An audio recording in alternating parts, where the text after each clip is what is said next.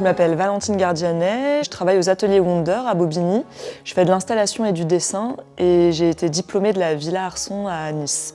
Il y a plusieurs sujets sur lesquels je souhaite m'exprimer, que je souhaite travailler dans ma pratique.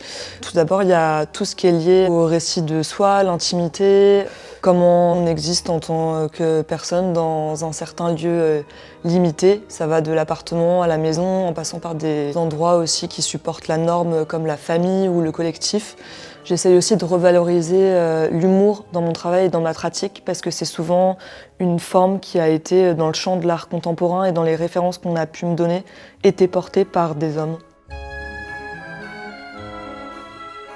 Dans mon travail, on retrouve souvent cet intérêt pour des archétypes qu'on peut retrouver dans la société, dans un collectif ou dans une famille, comme l'amoureuse, l'amoureux, le chef de file, la personne colérique. Et ça, c'est des archétypes qui sont pas là pour dénoncer certains types de profils, mais plus pour incarner, nous, notre regard vis-à-vis d'elles et d'eux-mêmes. Mes personnages sont jamais entièrement reconnaissables, mais ils sont toujours influencés par un mélange de personnages de culture populaire et de personnages existants. Dans mon travail, il y a aussi cet intérêt pour comment on passe d'un état à l'autre, comment on passe de l'enfance à l'adolescence, de l'adolescence à l'âge adulte, comment tout ça est juste une prolongation et qu'est-ce qui montre qu'il n'y a pas forcément de rupture en passant de l'un à l'autre. Ce qui est important pour moi, c'est aujourd'hui d'être une femme qui fait du dessin, qui utilise des formes figuratives et colorées, et d'avoir des références qui vont de Vima Laponce au personnage de Phoebe dans Fleabag.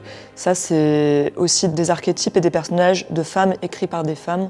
Je pense que c'est important aussi de repolitiser ce médium qui a été plutôt lié à l'intime pendant des dizaines d'années.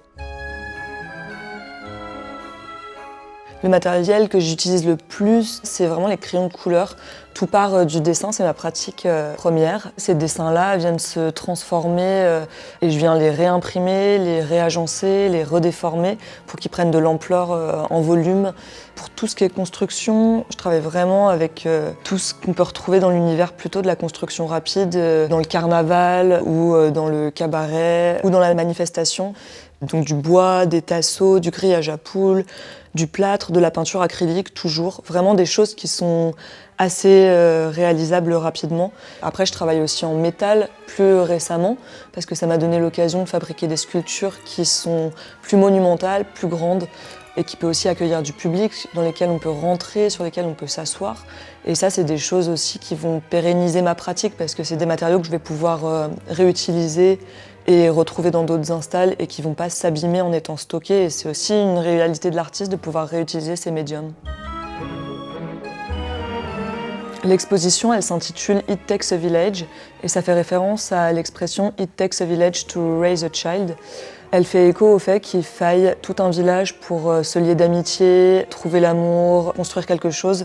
Et ça, c'est quelque chose qui va se retrouver beaucoup dans les pièces de l'exposition. J'ai pensé aussi l'espace d'exposition comme une plateforme qui peut faire écho au jeu du Cluedo, où on passe d'une installation à l'autre en cherchant des indices et en créant nous-mêmes notre propre cheminement au travers des installations. Ici, cette exposition résidence va me permettre d'accueillir une programmation musicale qui va faire vivre aussi toute l'exposition. Et ça, c'est aussi important pour moi qu'il y ait des endroits mouvants qui accueillent tout un public, qui rendent encore plus immersif qu'elles ne l'est déjà les installations.